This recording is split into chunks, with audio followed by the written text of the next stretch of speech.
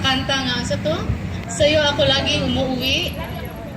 Lagi akong umuwi sa'yo. So, lagi akong umuwi sa where my home is. I won't make this long kay maputol atong momentum kay kibaw ko katong uban nabiti na ilang sayaw. Bisa gumanain yung period, yan ang pag-iapang mamusayaw. So, ito natiwason ng taon-taon. But I really just wanna say that I'd like to thank all of you. Bisag wala mong kasugod sa first year, ug ka nang hangtod niabot og 30 years, but you've been part of the 30 years that ABS-CBN Cebu and ABS-CBN Regional has journeyed. And there is so much that you have contributed to making ABS-CBN Regional what it is today. So atong pakpakan ang atong mga kaugalingon. But on top of all that, I think we came this far not because you treated this workplace as religious work, but it's because you have treated everyone here as family.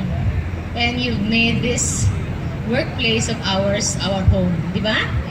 So, with that in mind, murag dili kayo lisod kaayo hunahunahon ang atong trabaho o atong atubangon because we all know that we are working with family and we are not far from home. So, and we pray that in the next 30 years or so, we will continue to be family to each other, be family to everyone out there who needs us. Magtanaw bitaw ko sa station ID nato, nya daghang kayong stars, nya daghang kayong mga public service nga nahimo, uban pa. Ako nang ihumhum. Sa inyong nakit-an dito, na kayo maka-afford na dili ta at tagaan ng franchise? Bakbak mo, oy!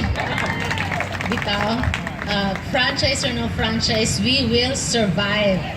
We will be ABS-CBN and we will be always in the service of the Filipino worldwide and in the service of our kapamilya. So, sa gagmay o sa dagong nga paagi, we will continue to do that.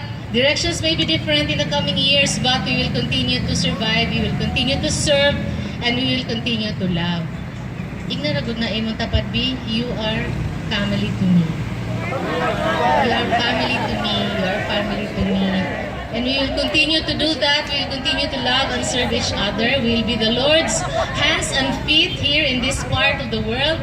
And with that, franchise or no franchise, broadcast or no broadcast, whatever it is the future will bring, we will always be ABS-CBN and we will always be family.